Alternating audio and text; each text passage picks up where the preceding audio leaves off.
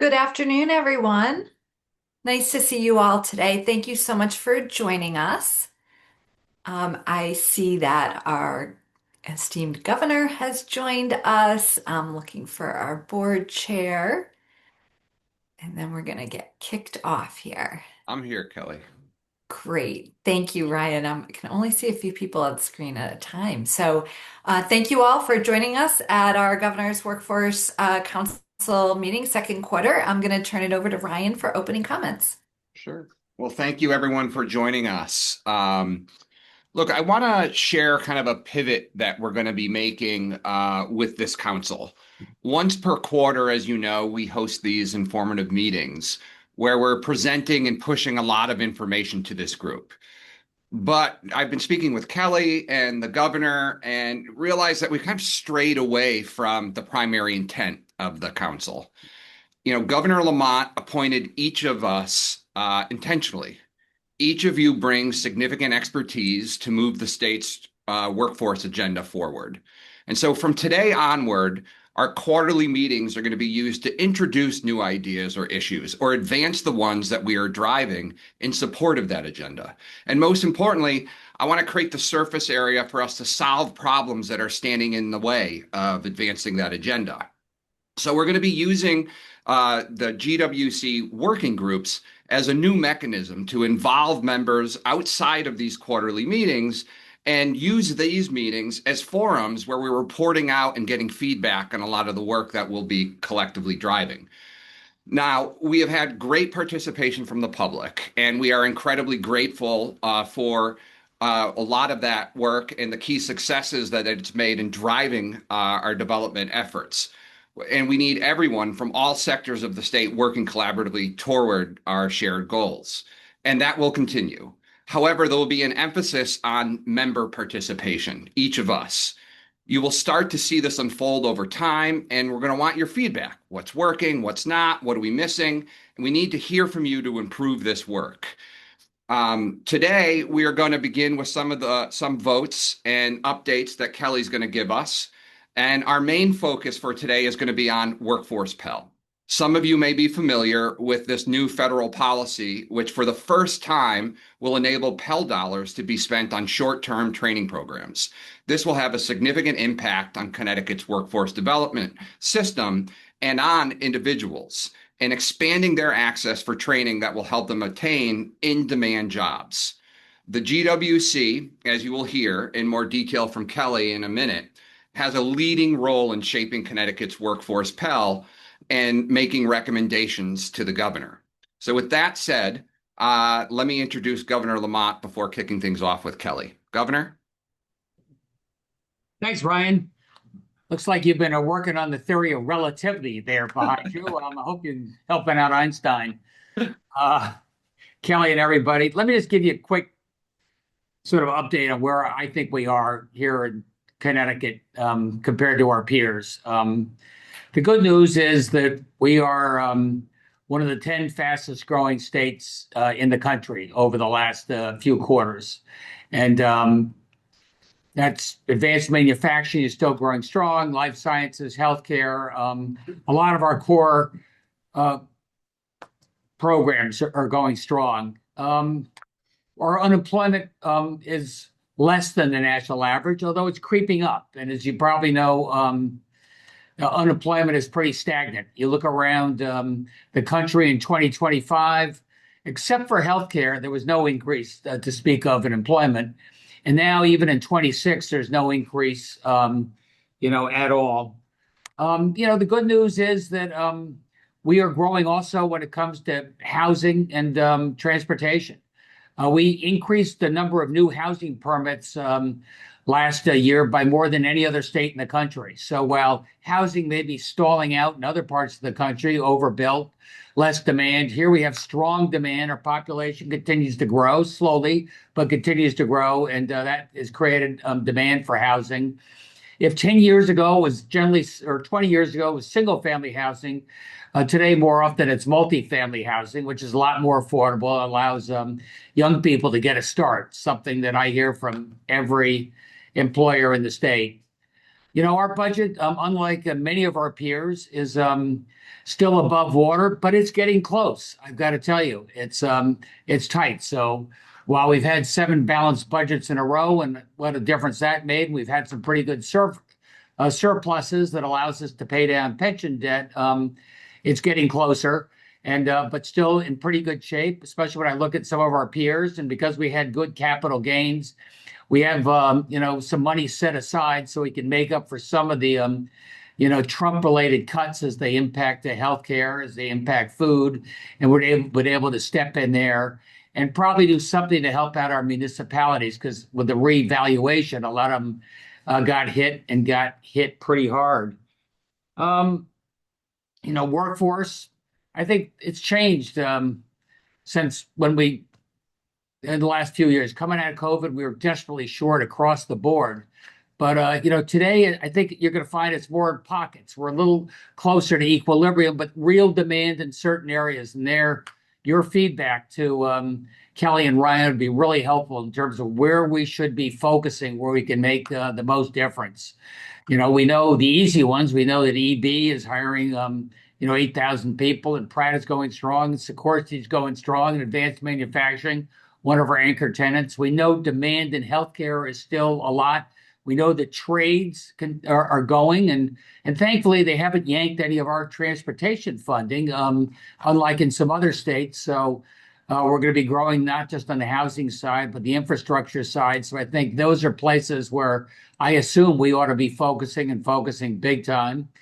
Longer term, I tell young people, I think AI is going to be transformative and impact everything we do. Great thing about AI for a young person is you learn how to use it, you learn how to manage it, so it doesn't manage you.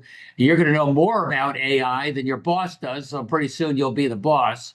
We've got more new businesses starting up today, but I still want to pull back and say, what can we do in terms of making sure each and every one of you has the workforce you need? Make sure we're training people for the skills that are required. And I think, Ryan said it well. I think the workforce Pell is something good coming out of the big, beautiful bill. I think the idea that it's not just for college education, but to help you get the skills you need. Doesn't always take you 2 years or 4 years to get it in a shorter period of time. And then working with Marty Guay and others, maybe we'll find that you get a job even out of high school or after a year or so afterwards, you can continue your education in the evening. So it's not an either or. So these are the type of big things we're thinking about. And I think the workforce Pell is going to make a big difference, Kelly. So I'm glad that that's going to be a focus here, something where we can really be a leader on. That's it. Thank you so much, Governor. Really appreciate your being here today and kind of setting the stage for the work ahead. We are really excited about Workforce Pell. However, it's complicated and there's a lot of work to be done, and we're going to be really looking to all of you to support and provide your input and feedback. So the role of the Governor's Workforce Council with regards to Workforce Pell is to come together and make recommendations to the governor. So he has all of the information and options in front of him clearly laid out so that we can make the best decisions for the residents of the state of Connecticut, because it really is something that I think our educators have been really looking for a very long time, this expansion. But we also have to put some parameters in place to ensure that we're helping our students and job seekers use their limited Pell money to advance their careers in the most appropriate, expansive way. So thank you for all being here for this discussion today. Before we get it kicked off, we do have to do roll call, which is something that always takes a couple minutes and interrupts our flow a little bit, but I'm going to turn that over to Laura. And as she puts up the GWC membership on the screen, just please be aware that she is going in order. So when you see your name about to pop up, if you can hit that unmute button on your mic and be ready to go, we'll get through this in hopefully a minute or two. Laura, thank you. Great. Thanks, Kelly. All right. Alice Pritchard. I am present. Amy Porter. Present. Anthony Medici, Brian Doubles, George Anderson here. Charlene Russell Tucker, Laura, Keith Norton here for Charlene Russell Tucker. Christy Pantima, Cindy Bigelow, John Brannon here for Cindy. Dan O'Keefe, Paula Robertson for Dan. Dante Bartolomeo, Here. Ed Hawthorne, Greg Ugaldi, Present. Heron Gaston, Jeff Flax, This is Rosemary Sheehan here for Jeff. John Murphy, Joe Gianni, Good afternoon, here. Kathy Szilard, Sal Mancino for Kathy Szilard. Kelly Valerie's here. Leticia Colon, Maggie Hulse, Allison Klein here for Maggie. Mark Argosh, Present. Marty Guay, Present. Matthew O'Donnell, Maury McInnes, Rich Jacob from Maury McInnes. Melissa Turner, Michelle James, Present. Molly Kellogg, Here. Monette Ferguson, Here. Nitin Kumar, Paul Costello, Paul Nitin Pernaruski. here. Sorry, I'm present too. That was Nitin. Okay. Did I hear Paul Costello also, or just Nitin? Okay. Paul Pernaruski, Nick Guillermo here for Paul Pernaruski. Radenka Merrick, Rebecca Rose, Here. Rohan Freeman, Brian Drazowitz here, Sal Menzo, Here. Amanda Billiot. Here, I'm out of Shane. order on that one. Sorry, Amanda. That's all right. Wow, that's way out. Sean Coyne, Shehu Muhammad, Shelley Davis, Steve Sullivan, Jonathan Harris, let in for Steve Sullivan. Thank you. I'm a little out of order on my alphabet. Sorry. John Maduco, Tiana Ocasio, Diamond for Chancellor Maduco. and Tony Walker. Kelly, let me just do a quick count.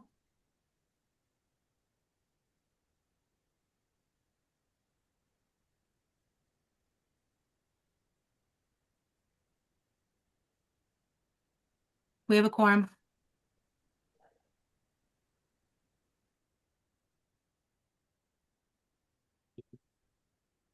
Excellent. Thank you so much, everyone. One very quick vote on the Governor's Workforce Council meeting minutes from our December meeting. So all in favor. Sorry, I need a Motion to approve the minutes is presented. Kelly. Thanks, Greg. I'm getting ahead of myself. Thank you, Rebecca. For a second, any discussion? All in favor? Aye. Aye. Any opposed? Any abstained? Abstention from Jonathan Harris, as I was Great. not at the meeting. Thank you, Jonathan. Appreciate that. Thank you. Okay, excellent. Well, now we can jump right into the context of our meeting. And I do apologize because I'm going to be talking a lot up front. I'm going to give you some updates, but then I'm going to give you some questions to think about and noodle on as we go through an overview of Workforce Pal. I know our academic partners are probably fairly familiar, if not experts at this, but I want to get the rest of you all up to speed, and then we're going to sit back and have some discussion and get some input for you. But first, a few more housekeeping types of updates. Our WIOA state plan modification was due on March 3rd. And so we did submit that plan in time And we did have a public comment period. I don't believe that we had any public comment. I do want to recognize that although this is a very specific type of plan that is it reflects the roles and responsibilities of the state board with regards to the WIOA state plan. It is done in great collaboration with our partners of WIOA, especially the Department of Labor, the Department of Education, the Department of Aging and Disabilities, and the Department of Support Services. So a lot of work goes into our 4-year plan, and this is a 2-year update that reflects any particular changes. We can update this plan at any time throughout the year, but it does have a required biennial update to it. So it is up on our website if anyone would like to peruse the 300-page document or so. But I will tell you that it is grounded in our Governor's Workforce Council strategic plan and our major initiatives there. The second WIOA update is on the systems alignment project that we have going. So we have engaged PCG to conduct a evaluation of the WIOA funded workforce systems and the partners. And this includes an assessment of the services, if there's any gaps in services, what are those best practices?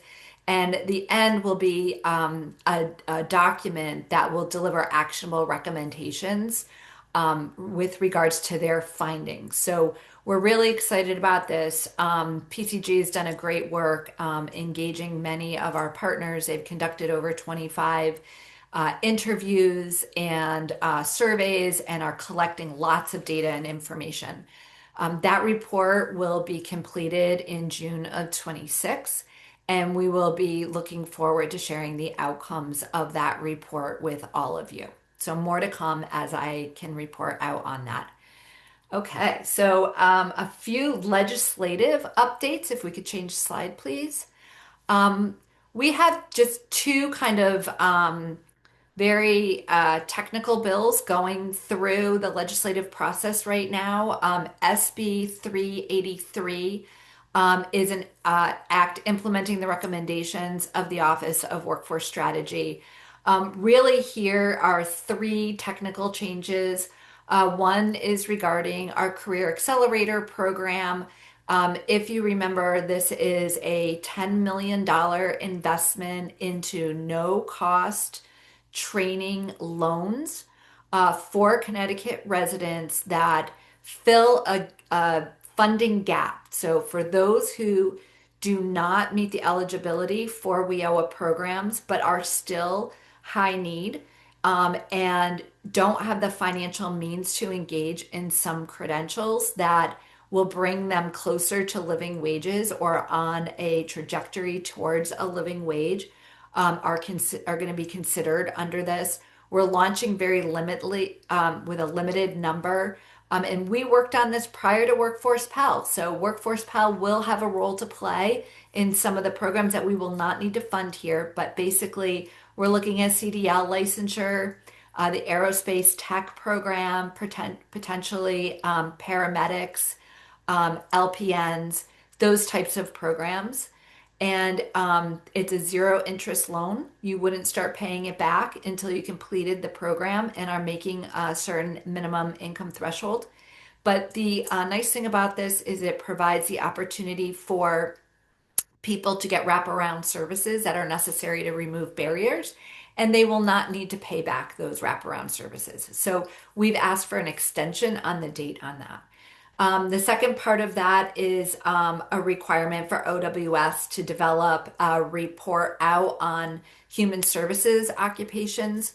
We have done that. The report is going through an approval process, but really the team has worked cross agencies and really understood kind of the messiness of short-term training programs regarding and supporting direct support professionals. And we've put together a curriculum that is kind of modeled after the manufacturing curriculum, where we'll look at here's a stack of foundational skills to support all of these occupations, and then we can plug add-on for specific populations and specific care settings. So we're looking for an extension on the deadline for that, and also to remove the requirement for us to actually launch these job training programs.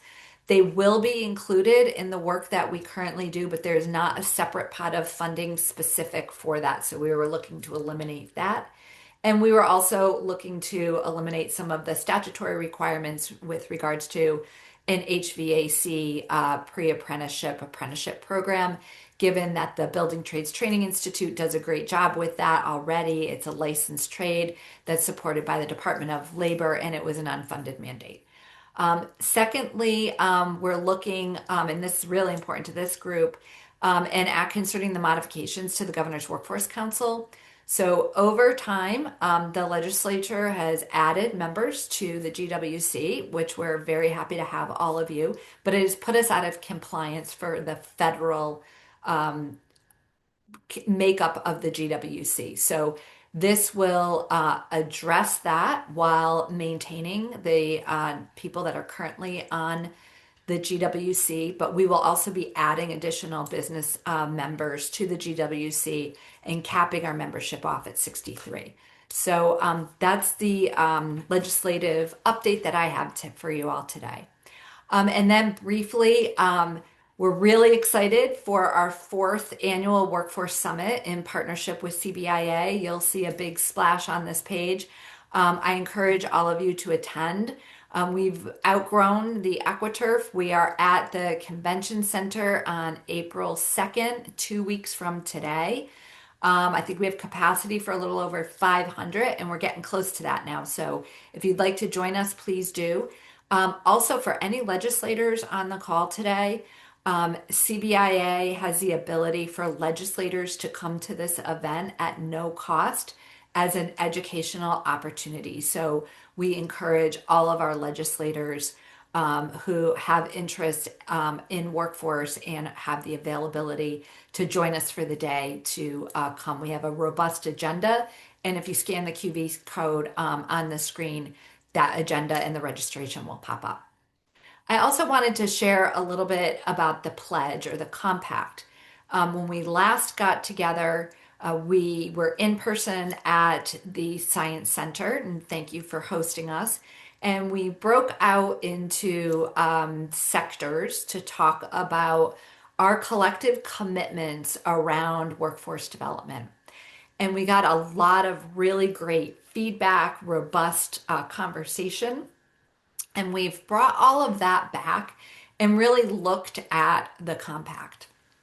And in doing so, we really kind of had an epiphany that we could move this from a compact more to a pledge. And in doing so, we would ask people to participate as we did in the compact, but we would also add a level of measurement around what would we be able to measure that will provide us all with the understanding that we are moving the system forward collectively based on our collective efforts that we pledge to commit our time and energy to.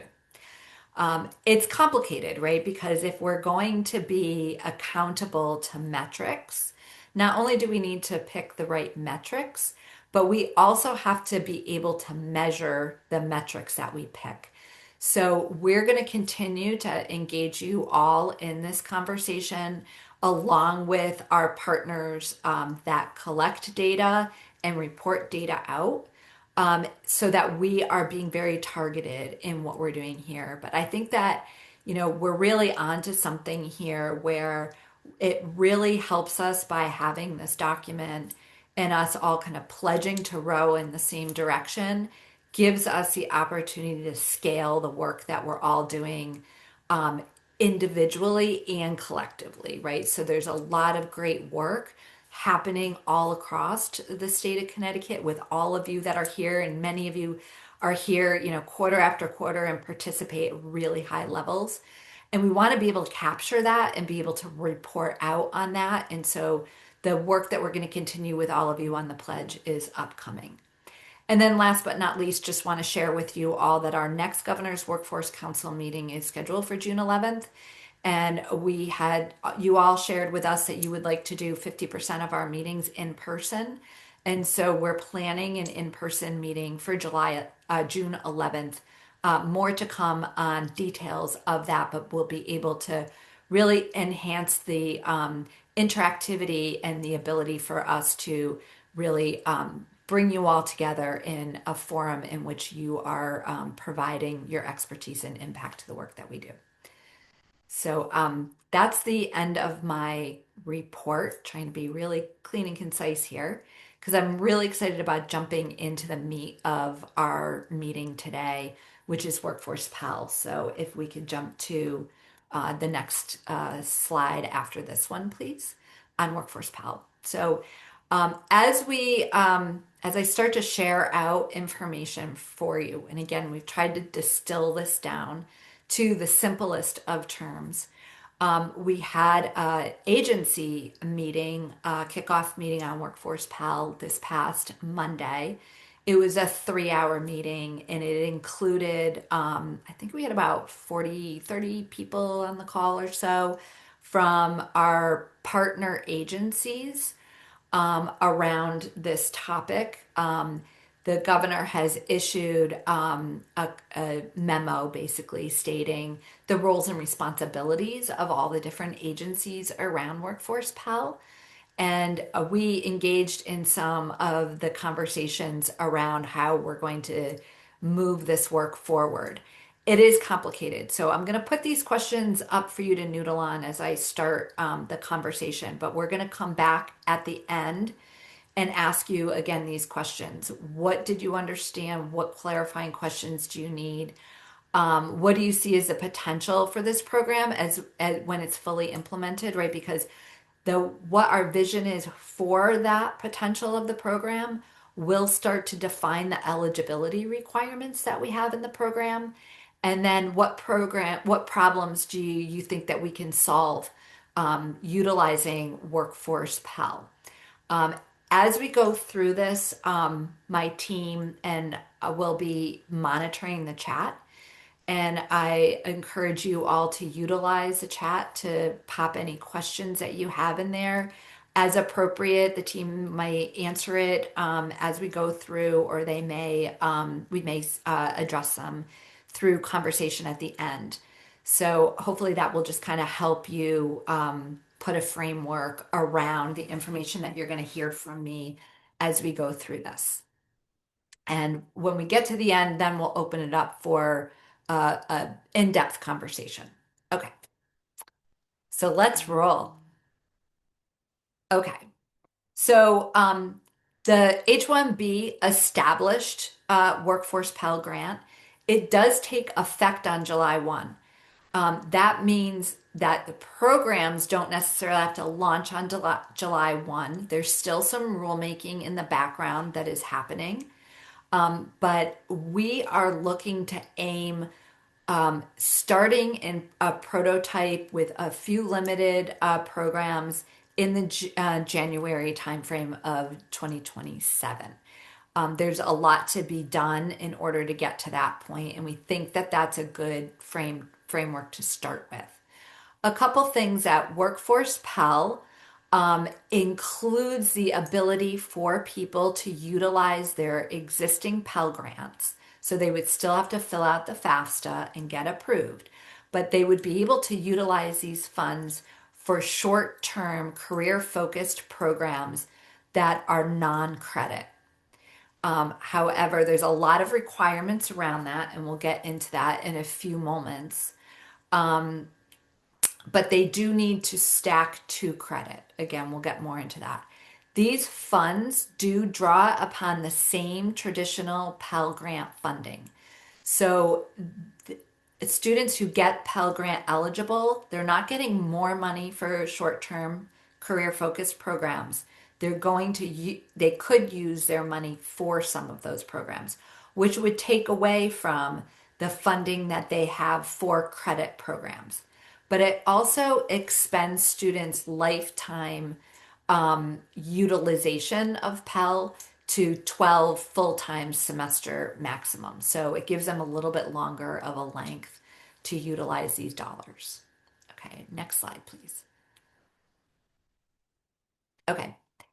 Workforce Pell, again, it builds upon the traditional eligibility, but there is some differences. So with traditional Pell, it's accredited institutions of higher education.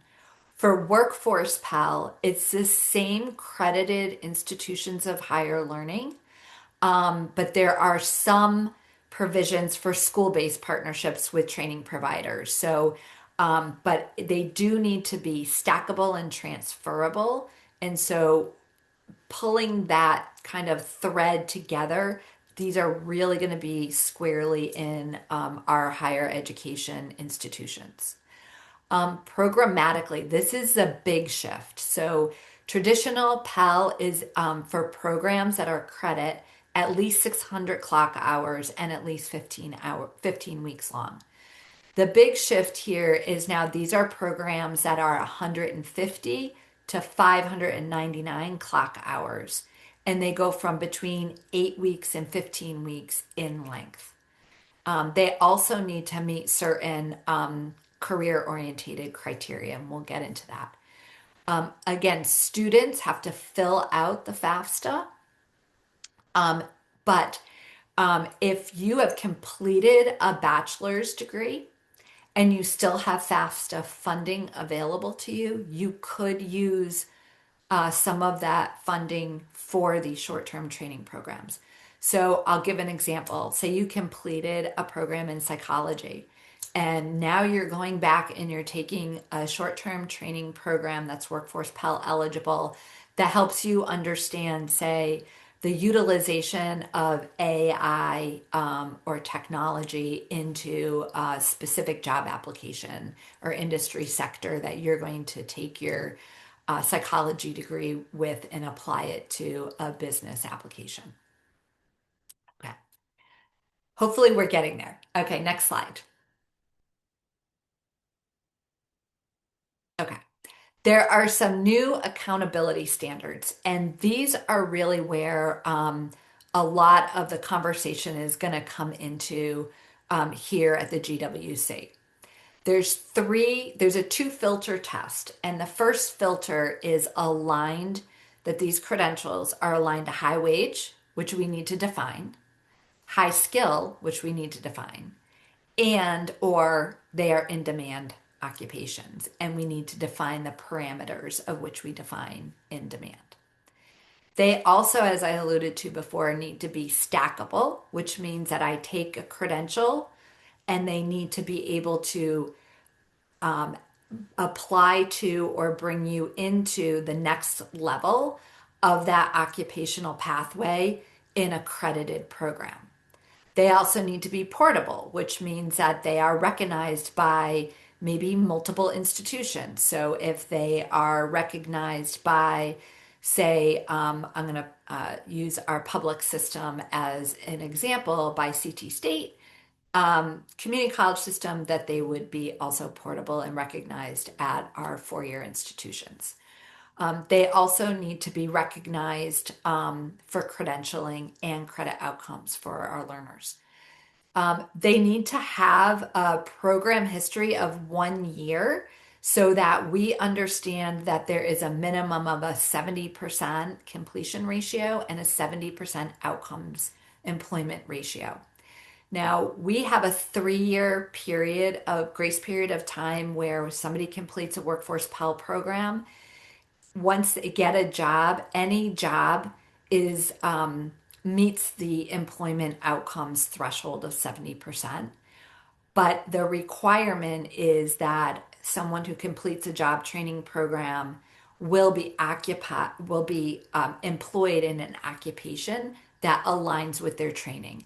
So we are going to have to revisit SOC codes so that when a person is employed, that employer will be able to report out that they are employed in a specific occupation. So we'll be able to do that match. So there's a lot of work in kind of things that need to happen there, and that's why they gave us that 3-year grace period to do that work.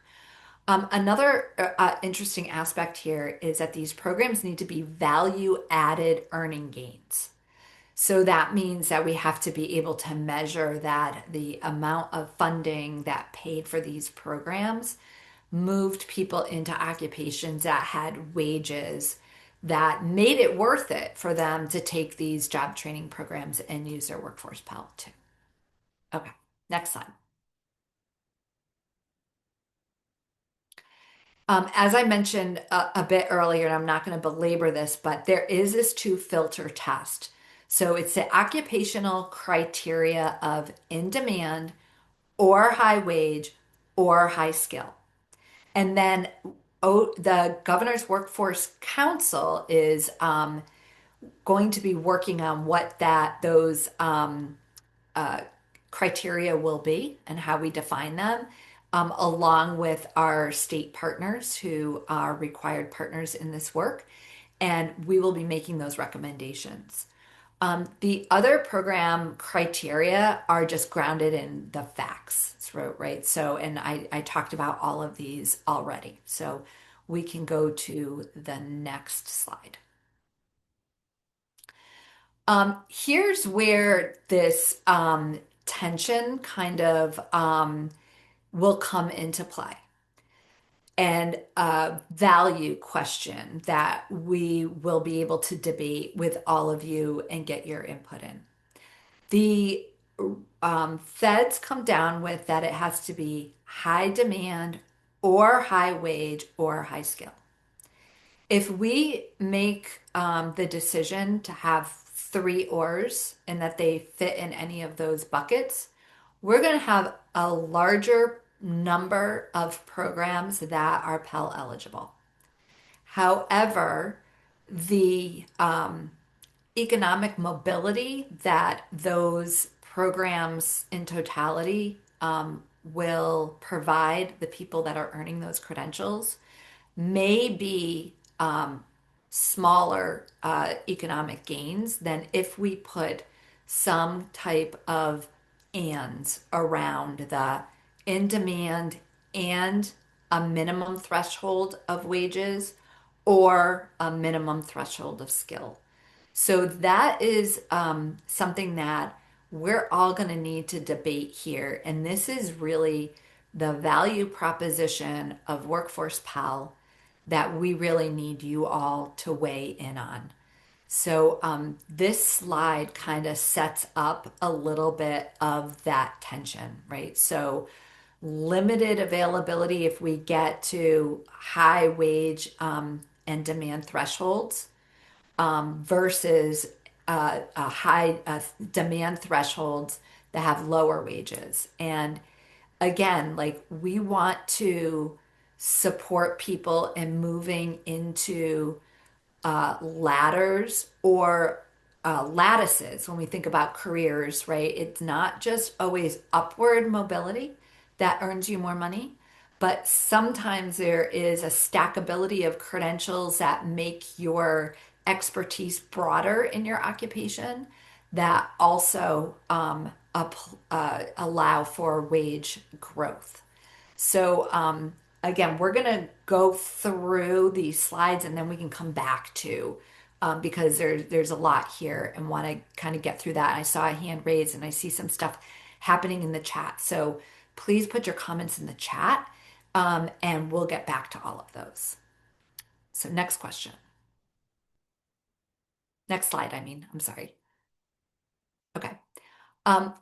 The governor is the responsible person for making these key policies and determinations, but the legislation calls it it's in consultation with the State Workforce Board, which is the Governor's Workforce Council. So that's why we're engaging all of you in this conversation today.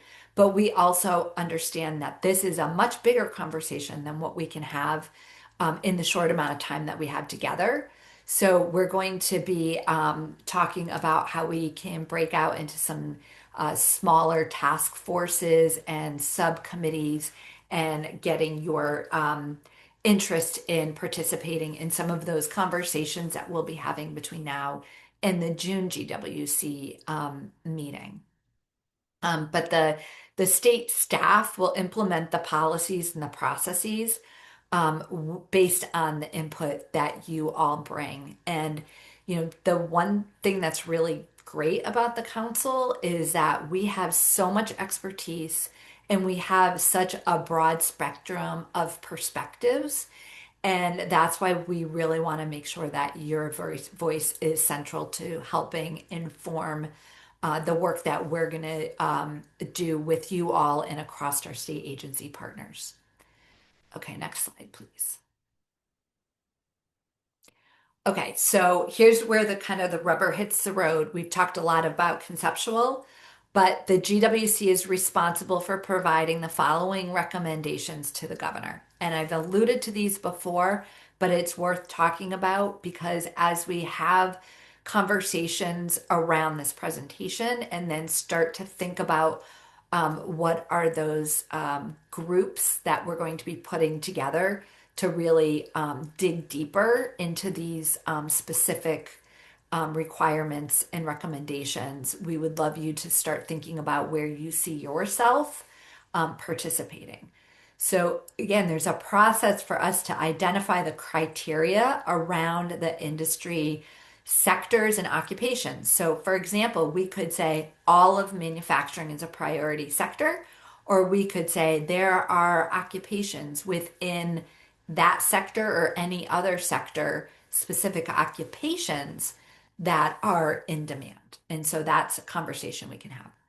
The wage conversation, high wage. What is high wage? Is it a median wage as it is defined by the Alice report or the MIT report? Is it an entry level wage? There's a lot of conversation around that I know all of our employers will have a lot to contribute there. And then high skill. And I would say high skill is probably the easier of these three to identify because it requires us to look at our Perkins definition of high skill. So more on that. We also need to determine a policy that meets the hiring requirements with employer input. So you all employers need to validate that the curriculum and the programs actually meet your hiring requirements. So we want to make sure that when someone completes a program, there's a direct pathway into employment. And the best case scenario is that employers are involved early in these programs so that you're meeting program participants while they're taking the programs and providing those conditional job offers at the end. We're also looking for policy on evaluating the stackability and portability of credentials. A lot of this has to do around our higher education institutions and our partners there. So they will be, central to these conversations on stackability as well as credit articulation. But we all have some input to provide our insights on those policies. There will be an overall program application process. So once we put all these criterias together, there will be a policy by which an educational institution would say, does this meet the first filter test of high wage, high demand, high skill as we laid out? And then it would go through the rest of the process. So we need to put in that program application process, including timelines and appeals processes, and then how are we collecting the data and the validation mechanisms to ensure that we're meeting the federal requirements as well as the requirements that we set the standards for with regards to Workforce Pal. Okay, we're coming down the home stretch here. Here's some guiding priorities. Again, slide change, please. We are needing to have a conversation around our priority sectors and occupations, ensuring that we're providing people an established middle rung workforce education, right? So what are those programs that are kind of in the middle of a short-term credential that kind of gets people into their foot in the door in an entry-level position versus these programs that are a little more rigorous and stackable that will help get them into maybe the beginnings of a middle rung program or middle rung entry to an entry level middle rung job instead of the bottom. We want to try to go to the next step here. And then what is accessible to high quality career pathways. So we want to leverage the existing resources and supports that we already have. There's tremendous amount of work that has been going on and is out there. And so we're leveraging that and not trying to build net new, but understand what we currently have. Okay, two more quick slides. One, I'm going to, well, actually, last slide for a few minutes until after we get into a discussion. The key decisions that we have to make here, as I've alluded to through this, is economic value. How does Workforce Pal fit into our broader workforce goals, strategies, and programs? How can it be additive? How can we fill funding gaps for individuals that we know exist out there? And that will help frame how broadly we provide the eligibility standards. And then again, the trade-offs between a large pool of available programs that might not have as much impact on economic mobility and wage versus maybe a smaller segment that will be probably more impactful. And then also thinking that we need to justify every policy that we put forth to the feds. So there has to be a rationale for the decisions that we make. Okay. So I'm gonna open this up then. I'm gonna skip the next slide on next steps, guys, until after we engage in a conversation. I've been talking to you for about a half an hour and I threw a lot of stuff at you. So happy to throw up those clarifying questions again.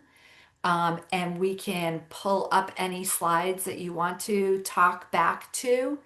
I know a lot of you have a lot of things to say, so I'm going to just ask that you raise your hand.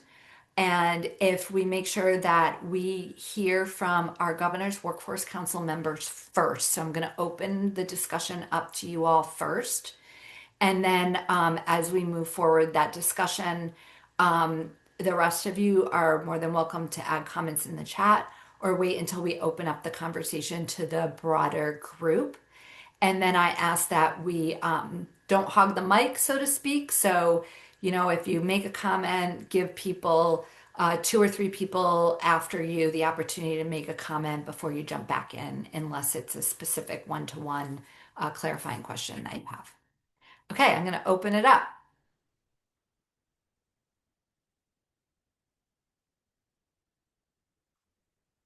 Rich. Hi. So from Yale's perspective, there are probably other providers on the call who have more specific comments. But just one quick question is, will the regional sector partnerships have have an opportunity to comment on what they might see as priorities and recommendations they might make? Yes, is the short answer. They will. We will be engaging as part of this process our regional workforce boards, as the majority of them are funding the and supporting the regional sector partnerships. As we start putting together the task force and the working groups, we are happy to extend those invitations. Great question. Thank you.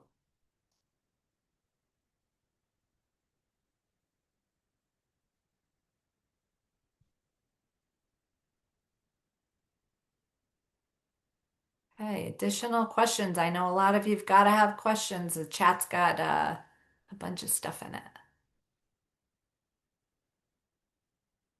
Comments.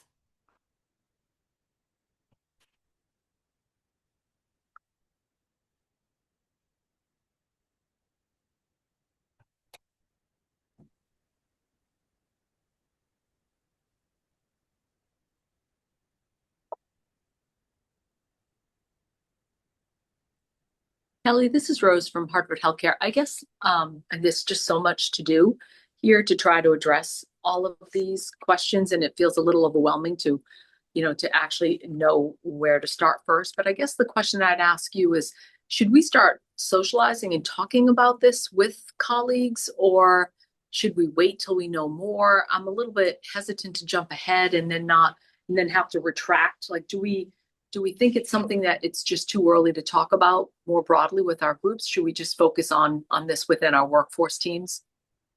I think it's going to be probably best to put together these task force conversations and have them, because I think the last thing we want to do is like just have a whole bunch of people kind of Right. swarming on the topic.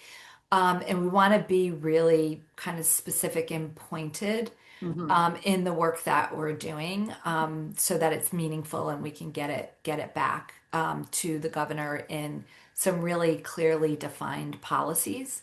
I think we can put up the slide 18 team on, the kind of proposed next steps that we have with regards to this. So, we wanted to provide an opportunity for all of you to get an overview of Workforce Pal currently. Next steps, guys. Next slide. I'm sorry, it's on mine 18. Here's 19.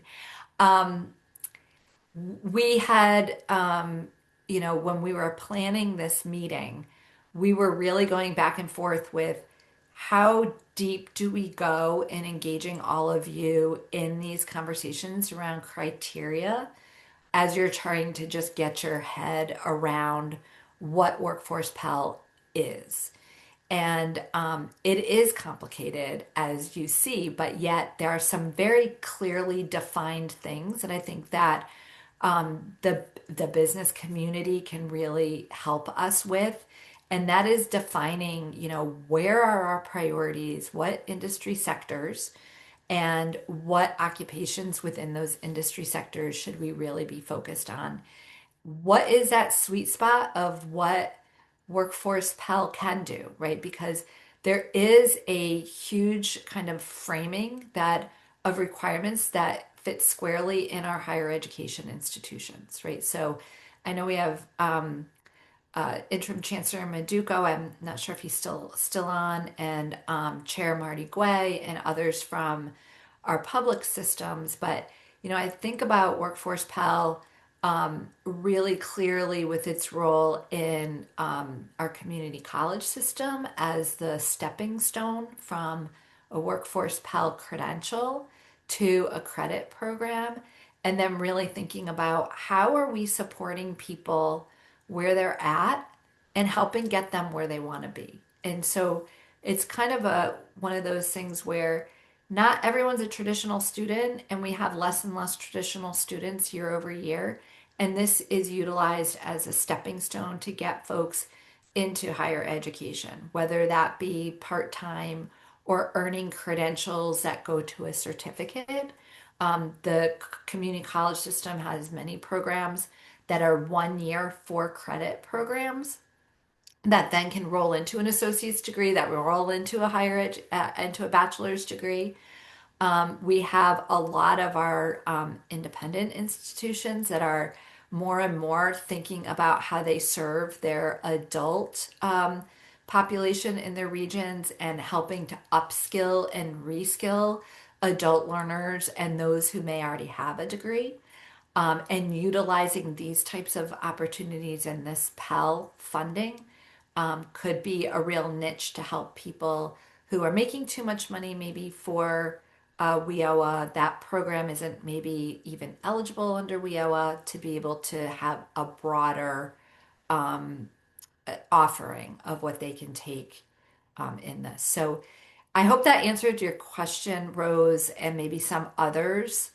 And if it's helpful to all of you, because we still have some time here today, we can pull up a conversation on what is high wage and high and in demand, so that you can start to see more specifically how these conversations attach to some very specific criteria. That was helpful. Thank you. And I loved that conversation. Okay, great. We were gonna go there and then we were like, do we go? Don't we go? So we are prepared to pull up a couple additional slides on getting a little bit more grounded, I think, and less theoretical, if that's helpful to you all. So let's go ahead and do that. I think Laura or Ben, whoever has those slides that you can pull up would be really helpful. I think I'm phoning a friend on this one. Ben?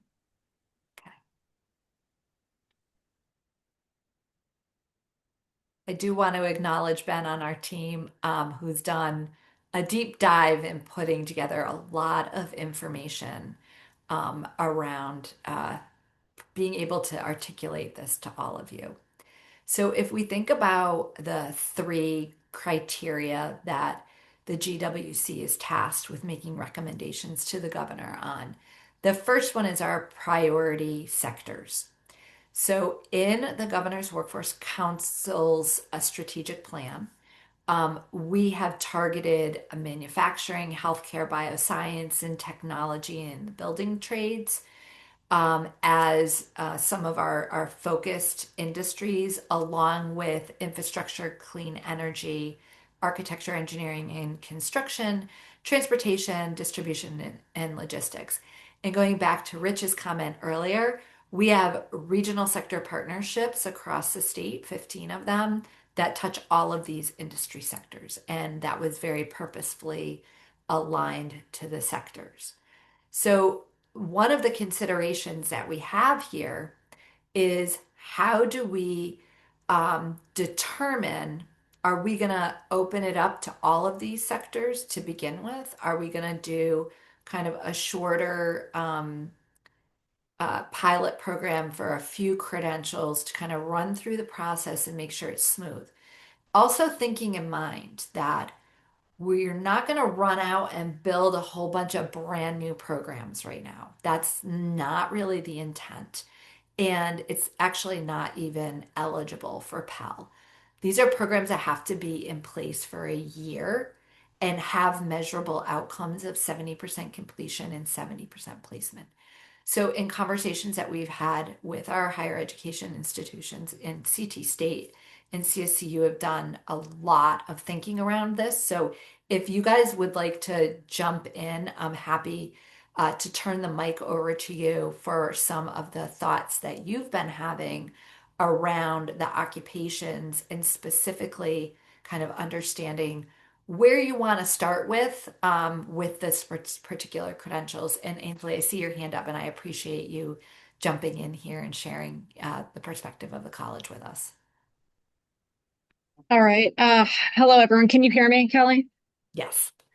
I'm Ainsley Diamond. I'm the Vice Chancellor of Academic Affairs for the CSCU system. And just to put this in perspective, Kelly, you did a wonderful job of outlining the criteria. And I just need everyone to just take a deep breath and consider that, what those criteria measures are. And I was in DC last week speaking with our nation's partners through an organization called SHIO, which is the State Higher Education Executive Officers. And they have done a deep dive into eligibility programs that would be eligible by the July 1 deadline. And there is no state that has more than 15 programs. The mean for most of the states is hovering around 6 or 7 programs that fit all of the criteria. These are very specific programs that, and again, this is just by July 1. Also, a note of caution, the negotiating rulemaking committee is now considering, they have sought comments, and then they have the ability to integrate those comments into the criteria. So we're not done yet. So I really appreciate Hartford Healthcare's comment about, are we supposed to be doing anything right now? And I thought, Kelly, your advice was really good. no, we need to wait. And we do have this of top of mind, but these criteria will dictate. The stackability is huge. The 150 to 599 criteria hours, that's very important. I don't want to speak on behalf of my partners from CT State that are not on this call, but the sheer amount of data collection that is going into this for a relatively small amount of programs that really should put this in context. So I think that anytime we talk about policy generation, anytime we talk about our partners that are here on the call, it's very important. A lot of us have been partners for decades, so the input is very important. But I just really want to flag how few programs we are talking about at this moment. So Callie, thank you for the bringing me into the conversation.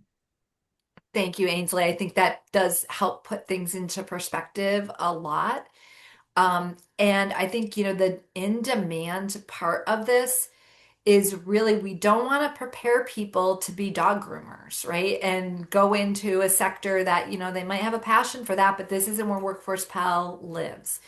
And we don't want to put people into, minimum wage jobs here. So we're really thinking about that sweet spot. And Rose, I know you are doing a huge amount of thinking and work around the pathways in healthcare. So thinking around what occupations would benefit from a short-term Pell funded opportunity. So it will expand the ability for people to earn industry recognized credentials at no cost. But they are at a higher level than, say, a CNA, right? A CNA is a 100-hour program. It's a minimum wage program, and there's limited stackability, definitely upward, maybe outward. But what are the next level occupations that someone could earn more money than a CNA, but not have to take a accredited certification for? And I think that's the kind of thinking that we're really asking our employers to help us think through when we're putting in these in-demand priority sectors and or occupations. Yeah, that's a little like threading a really small needle. Because I immediately think about tech jobs, the farm techs, the anesthesia techs, the rad techs, but that might be more than what is in terms of the educational opportunity, more than what I think this could do. I'm just not sure yet. I think we really have to sit down with our internal teams and try to map out those pathways and what it would take to get people there. Right. And thinking about that, this has to be stackable. Right. So it could be the first step to those technical higher education programs. But we have so many people that don't see themselves entering into a program like that.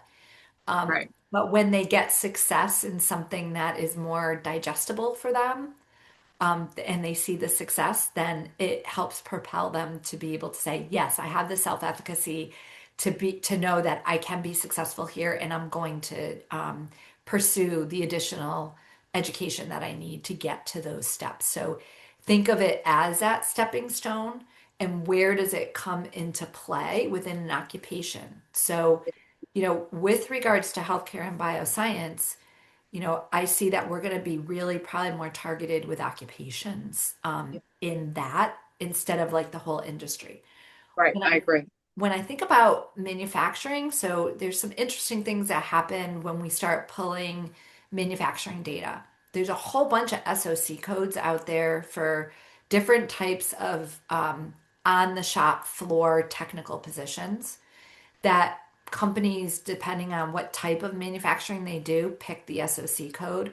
But in essence, you boil it down, and foundationally, you can take what you learn and apply it to any of those occupations.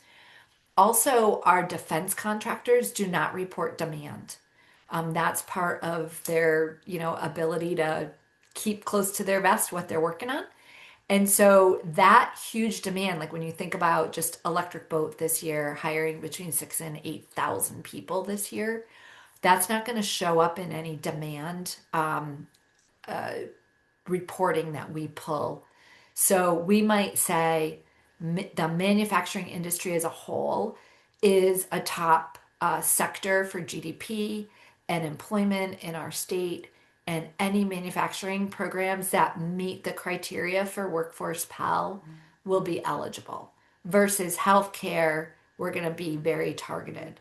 Technology, we might be very targeted in some of these other areas as well. So that's part of like a rationale that we need to start thinking about as a council. I don't see whose hands up first, but I see Mark and Amanda. So Mark, I'll send it to you and then to Amanda. Thanks, Kelly. I just wanted to build on kind of Rosemary's comment. I'd seen in an earlier slide that the workforce Pell also can build upon, can be an add-on to kind of normal Pell. So what I'm kind of thinking about when I'm thinking, Rose, about healthcare and thinking about kind of like pathways. So in some of the tech roles or even the CNA kind of role, if the CNA role connects to an LPN kind of pathway, my question is, could you use Workforce Pell for the first part of that and then kind of use normal Pell to be able to build upon that as long as the earlier, the Workforce Pell credentials were stackable? I think, Mark, that's a great idea. I think it's exactly the kind of creative thinking that we have to have. I guess I'm a little worried about the operational aspects of helping people complete these applications. Most of our colleagues who go on to workforce programs, they do it through our tuition assistance program. So they're not funding any of it anyway. We are funding it through their tuition assistance program, and then they just don't work. They don't worry about it at all. So they don't apply for any funding per se. They just have to complete the coursework and get us the documentation that it's been complete. So I do wonder whether we'll also have to wrap around some extra support in terms of helping them complete these applications. If they've never completed a Pell Grant application before, I don't know that they would necessarily, that might just be a barrier high enough that they wouldn't do it, I guess. So we just might need to think about that. So thank you for that comment, Rose, because I think though this is a funding mechanism. So Harvard Healthcare is a great employer, and you're paying for a lot of these programs for your employees, which means they wouldn't have to fill out the application. Okay. So these are really for people who are not employed or working for an employer that does not pay for their programming. And they would fill out a FAFSA just like any other student who is looking for federal Pell dollars. And then they would utilize their FAFSA dollars to pay for these programs. So got it. A little bit different there. Yeah. Where I was kind of thinking was, the issue with some of these entry-level healthcare jobs is they may not meet some of the standards in terms of kind of earnings levels. But if they're part of an organized path, a ladder kind of program where it's step one for a given person, so they get the workforce Pell, they're unemployed, let's say in healthcare, but they get the workforce Pell to get in the door to one of those entry level gateway jobs that leads to a ladder that can enable them to kind of advance to a higher level job. My question is that kind of maybe even earn and learn model ultimately, is that kind of a possible direction that one could take Workforce Pell? I think that's the intent of Workforce Pell right there, Mark, right? Is getting people in there, and that's why it's stackable. But we do, as Ainsley mentioned, looking at like the number of programs that are available today is limited. But as we kind of get some more experience with Workforce Pal, get some things implemented and through, then we can start thinking about how we can develop new programs that would be Workforce Pal eligible. That might be a little bit broader. So there might be like a CNA doesn't meet the criteria for the number of hours, so it's not eligible. But is there something that includes CNA that's broader that we might want to think about, that would be Workforce Pal eligible and stackable? Again, these programs have to have a year's worth of history. So it's this thing like let's work with what we have now with the vision of later understanding as we roll this out what is the possible for the future and building out potentially bigger programs that don't meet this current requirement that do and provide that bridge. And I think that's the value question that we're trying to get to with regards to what is the sectors and the occupations, and then what is the wages, the wage gains on that. Amanda, thank you for your patience. Amanda and then Liz.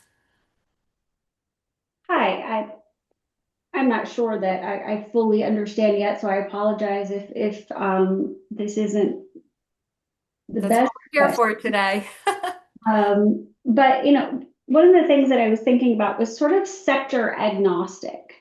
Because one of the things I see from an HR standpoint are key certifications or skill sets that we could use across any of these sectors. And someone mentioned AI earlier, the governor referred to it, right? The ability to create agentic AI with applicability to just about anything or any position, I think could be something we should figure out how to layer, if that's the right way to say it. But then the other thing I think is a little bit more simple, and that's project management certification.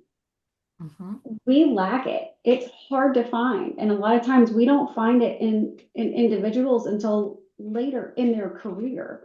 So much so that it's become a specialty in some respects. And so and again, I think project management certification could be something that any of these sectors could benefit from. And the last one I think is a little more industrial engineering / Six Sigma certification, because again, all of these sectors could benefit from someone who's good at process improvement, whether that's for productivity, efficiency, or cost. So I'm not sure if that is something we could consider when we're looking at these programs, but I can't help but think maybe we could lean in and all benefit in some shape, form, or fashion, or even give our workforce more flexibility in leaning in towards maybe those three areas. Again, I'm not exactly sure if I'm asking the right questions, but these are the things that were sort of sparking in me as you were discussing. Amanda, those are really great points. And I think, all of the businesses here would cheer you on with what you just articulated. One of the requirements, though, of Workforce Pal is that whatever we provide has to be a map to a specific occupation. So if we can do the crosswalk and we can say that this program meets the needs of these occupations within in these industries, that's a crosswalk that we'll have to do, and then we'll have to understand if we can get that passed, right? So what the state is going to make recommendations through the governor's office to federal DOE, and they're doing a lot of this in collaboration with federal DOL, and they have to approve the programs that we specifically approve at the state level. It has a two-tier approval level. Yeah, but I that is think if something we all hold hands here, like we could go after some key programming, I don't know if that's the right word, but like enhancements that could help more than one of us. Don't get me wrong, I know we need more nurses. And I don't want to take away from that talent pool whatsoever. But when I think about the rest of these and even the medical industry, I think we could do that crosswalk that some of these program certifications that this Pell could afford could actually lead to positions and career enhancement in all of these sectors, or most of them.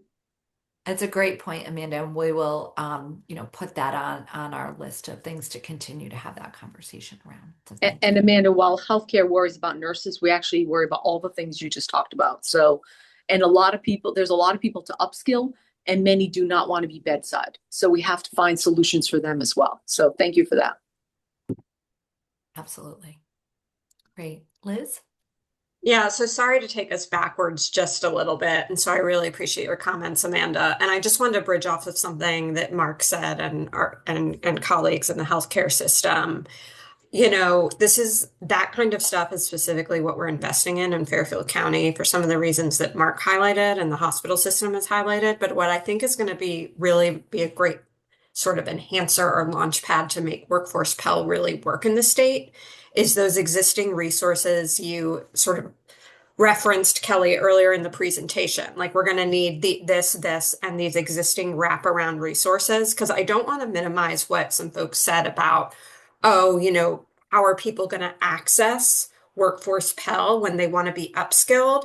And it's those existing initiatives with the partnerships of community-based organizations and other wraparound supports, even for seasoned professionals that want to be upskilled, that are going to be pivotal partners in this. And I think that we just want to think about how do we build those bridges as we continue to invest in these existing initiatives to make sure that that the talent pool is large enough and the existing talent pool is accessing this. So I just wanted to make that comment and say I think there's a lot of opportunity here.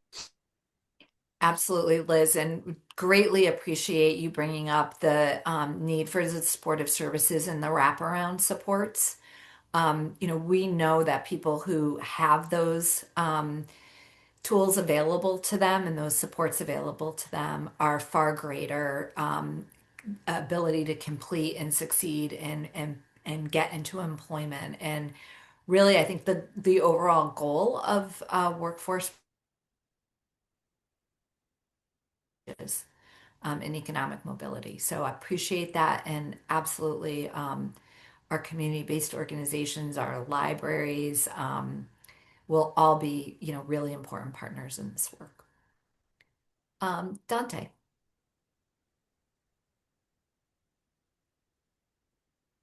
You're on mute still. Unmute, sorry.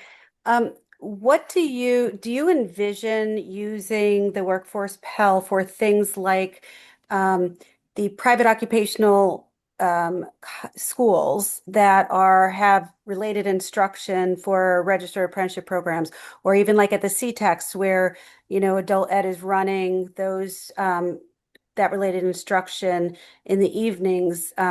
Because I don't know from listening to the conversation where you might stand on that, because those are not necessarily going to go to a further degree, but they are a real challenge for folks who are going into the trades who don't have the ability to get any scholarship funding for their related instruction, and it's a real impediment. So I'm hoping that Connecticut is contemplating having that be allowable. Absolutely. And there is a highlight on apprenticeship and registered apprenticeship that's kind of mentioned throughout the regulations on Workforce Pell. There's still some rulemaking that they're doing around that because a lot of the licensed trades and the related instruction aren't always happening at the accredited institutions, but I think there's going to be a carve out for that. And if there is a way for Connecticut to potentially have a carve out for that, I think that is, licensed trades are right on our priority sector there. So I think we are all very supportive of that. I don't want to hog the mic, but I just have one follow-up to that. We as the Department of Labor in our apprenticeship office, as you know, we're the ones who approve that. And we have just approved for private occupational schools for registered apprenticeship, at least 3 of them, to do the related instruction. So it is something being done, but unfortunately those folks have no access to any of the funding right now. Yeah, absolutely. It's a critical area. thank you for your comments on that. Looking forward to working with you on it as well. Chris. Thanks. Hi, thank you. My name's Chris. I work for Community Health Center Association of Connecticut, so all the federally qualified health centers in the state. All great points have been raised. I'm wondering if like one opportunity for looking at narrowing down the focus areas would be, and I'm not in higher ed, so I'm not as familiar with Pell, but I know there are income restrictions, right? And so would a starting point be looking at median wages that you're trying of roles you're trying to upskill to kind of like if they already pay above what would typically be Pell eligible, not necessarily target those areas. And then just one specific example, expanded function dental assisting is new in Connecticut. It's not like a credit program, but people can go from being a dental assistant to doing more under the supervision with of a dentist and can potentially make $30 to $40 an hour. And it has a lot of exams that go with it, so it's not necessarily credit, but there are a lot of different costs there. So that's one thing where it's like more than entry level, but doesn't require a full degree either. Yeah, absolutely. So, again, they have to be stackable and transferable, and doesn't necessarily mean that someone has to get a degree that to, right, but that they can take those different steps within those occupations. I was at the Board of Regents meeting this morning, and they were talking about a dental program expansion at CT State. So, absolutely, I think looking at the wage increases is also like an important thing, right? So we might not have as high of a demand for that, but we have a really high wage, and that's part of the tension between in demand and wage.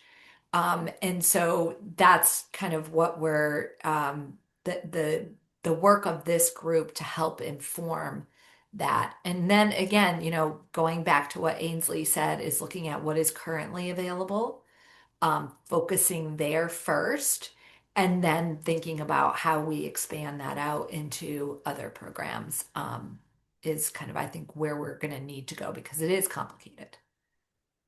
All great points. I know I had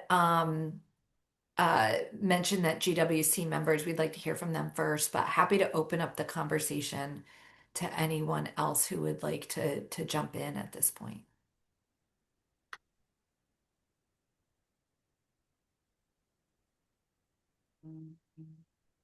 Happy to jump to the next criteria. We talked about priority sectors and occupations, but I think, the wage threshold is also something that I think the business community would like to weigh in on specifically. So another one of the definitions that we have to determine is the annual wage requirement. Now, again, this is where that and or comes into play. So we could say it's high demand, but not high wage. Or we could say it's high demand and has a high wage component to it, like a minimum threshold. It does point to Perkins as a starting point of the state's definition for high wage.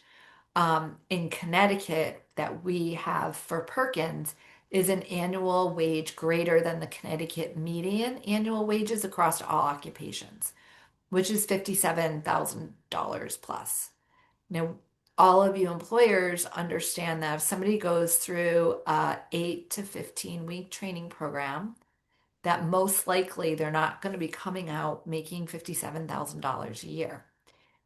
This also is median. So we also kind of had this tension between people who are going into these job training programs. When we talk about median wage, they tend to perceive that as entry level wage, because they're not basically understanding potentially what median wage means or how long it takes to get to median wage.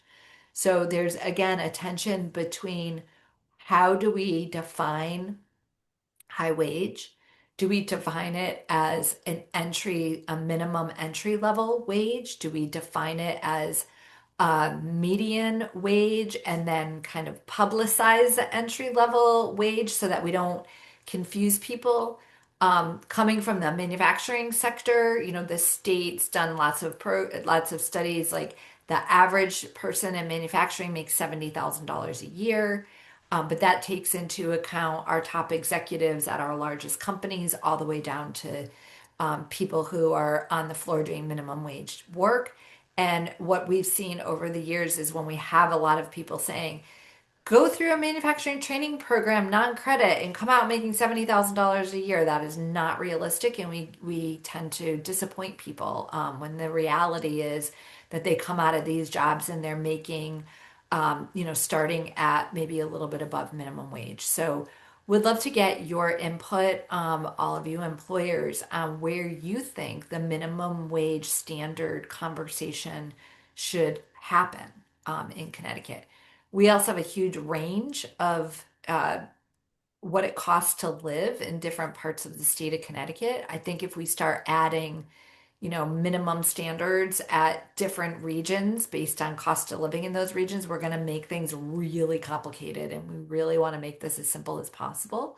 So I think we want to be thinking about, a statewide minimum, but would love to get your input on your thoughts on minimum wage.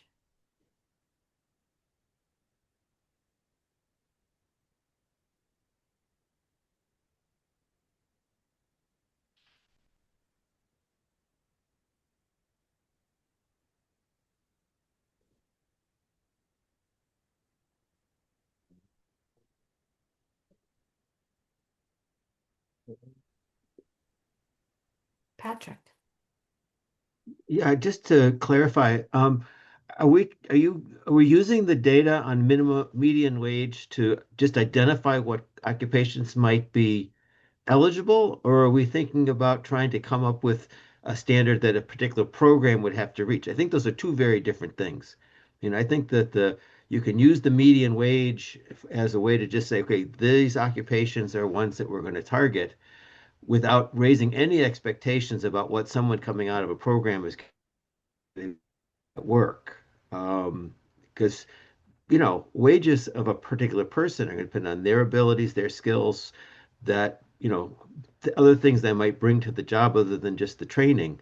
But the training could then be pointing just to a particular occupation. And the data that we have on median wages can be very useful for that purpose, just picking occupations. Patrick, that's a great point, right? The devil's in the details on how we decide to apply them.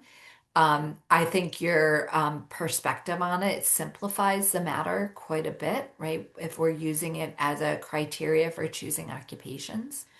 And then the and or discussion comes back in again, right? Is it high demand or high wage, or is it high demand with a minimum high wage standard threshold there, right? So again, this is an eligibility discussion. So is a program eligible? And that's how we're using this definition to determine if the program is actually eligible. The second kind of component of that is how do we market that to the people that we're interested in having them take these programs? It's probably a separate conversation, as you mentioned. Liz, I saw you had your hand up. You put it back down. Yeah, you sort of got into some of my questions, so thanks. Okay, great. George. Hi, Kelly. So, just speaking as an employer, a Synchrony employer, one of our concerns would be wage compression, meaning the people who already work for us, what do they make? And would these programs somehow, would they make more? Would they make less? So that's a consideration I haven't heard discussed, which is, we've run into the problem before of, our call takers, for example, our contact centers make an average of $22 an hour. So we don't want to bring somebody in one of these programs, 25 an hour, because then we've got 20,000 people raising their hand going, wow, I don't know, I make 25,000, $25 an hour. So we need to consider that. Now, where I see an industry that's playing out is, and it was mentioned before, even the governor mentioned it, is AI. I mean, as a private employer, we would probably, if to your point, we need a year history, Synchrony would probably fund the first year of an AI program. And again, this was mentioned, we can't find anything we like in AI because AI is changing very, very quickly. So do we fund something for a year and then turn around and say, okay, would your office, which is always helpful, help us figure out, is this Pell workplace eligible? And how do we make it Pell workplace eligible? So those are my two thoughts. Yeah, great points, right? It's all in the scale of within what we already pay. As minimum wage goes up, everybody else's scale goes up kind of along with that. So it is a thing to consider. Again, going back to like the in-demand occupation, it definitely has to be in demand. So that's our priority sector. Yeah. Which Good. AI is that. Absolutely. Absolutely. How we map that to a specific job is going to be Yeah. interesting, right? It's Because interesting, Kelly, because we used to spend a lot of time on coding and cybersecurity. Now we're spending, it's all technology jobs, but now it's AI and it's changing daily and we don't know what to do. And frankly, we can't find anything we really like, in terms of partners that help us with what we need to do to train folks for AI. And by the way, at all levels. yeah, absolutely. On that conversation, I digress a little bit, but I have to plug the Tech Talent Accelerator 3.0 program is focused on AI. So this is a grant OWS has made to the Business Higher Education Forum in partnership with the New England Board of Higher Education. They just launched their first round of grant making and they're working, I believe, with 7 different colleges across the state, publics and privates, specifically with employers to help identify the AI skills that are necessary to solve some really specific occupational and curriculum issues within. And so there's some really cool programs happening. There will be other rounds of tech talent coming out. So, George, we'll make sure that we reach out to Synchrony when the next round comes out because there's a lot of cool things happening. And I see Candace is here. Candace, do you want to make a quick plug? Putting her on the spot. Yes, absolutely. We will have an RFP coming out in mid-April to fund the next round of business higher education collaborations on AI skills pathways. And in our current pilot grant cohort, we've got partnerships working on a range of programs from sort of traditional tech related programs into some other exciting domains like nursing. So we have some great case studies from this initial cohort that will be a great launching off point for the next cohort. Again, RFP will come out in mid-April, and if you email me or sign up for more information on our website, you will be sure to get the information about that RFP. But yeah, we'll also make sure that Synchrony is on our list. And we actually had a few software engineers from Synchrony participate in a skills alignment workshop that we held a couple weeks ago to help articulate those skills needs, which was very much appreciated.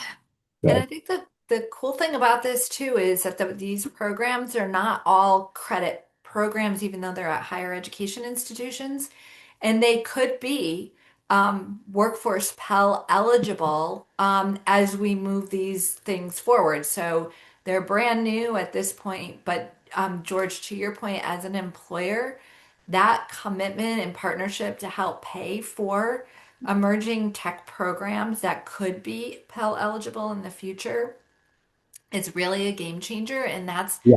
that's how important it is that businesses are participating in this because that's really Right. what's going to get us the programs that are very aligned to industry demand. Yeah.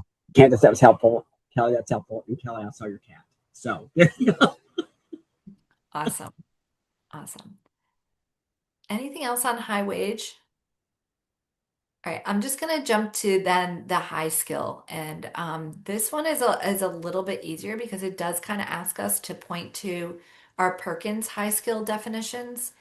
And what is crossed out here basically is the Perkins definition in totality. But looking at this is that high skill would be an occupation that fits one of the following requirements. Any post-secondary education, including some college, no degree, post-secondary, non-degree awarded, or associate's degree. So those are workforce Pell eligibles. Um, or having a work experience at least 5 years or more. So these are, occupations that have these requirements, or occupations that require more than 12 months of on-the-job training, or are an apprenticeship program, or an internship, or a residency. So if any occupations have a requirement for any of these three things, then we would define it as high skill. And I think we could probably say that, the majority of programs and occupations, especially those that are high demand in our industry sectors, that we're all talking about today, meet these high skill definitions. So we're not talking about, a high school student going into their first like retail job. My first job was, making donuts and coffee. So I don't think, that's not high skill. I learned that on the job real quickly. Any comments on high skill?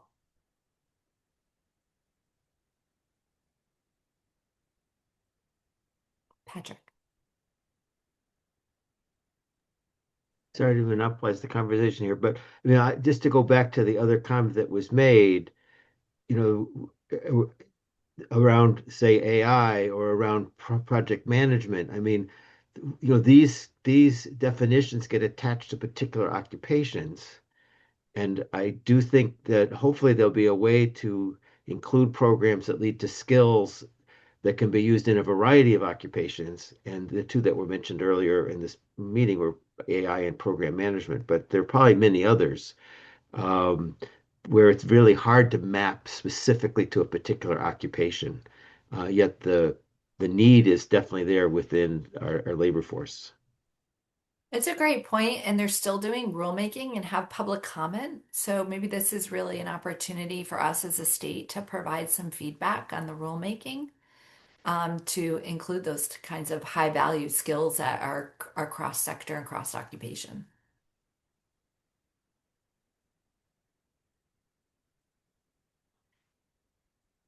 Well, thank you all for this robust conversation. I think, we'll pull up the next steps slide. And as my team does that, I kind of ask them to, on the fly, change different occupations. So today we had our briefing. I hope that you found this to be informative.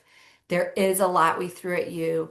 We will share these slides with you. We also have, a little bit deeper dive on slides, and we have, a couple high level articles that are kind of, a couple pages long that we're happy to share out with all of you to digest to your liking.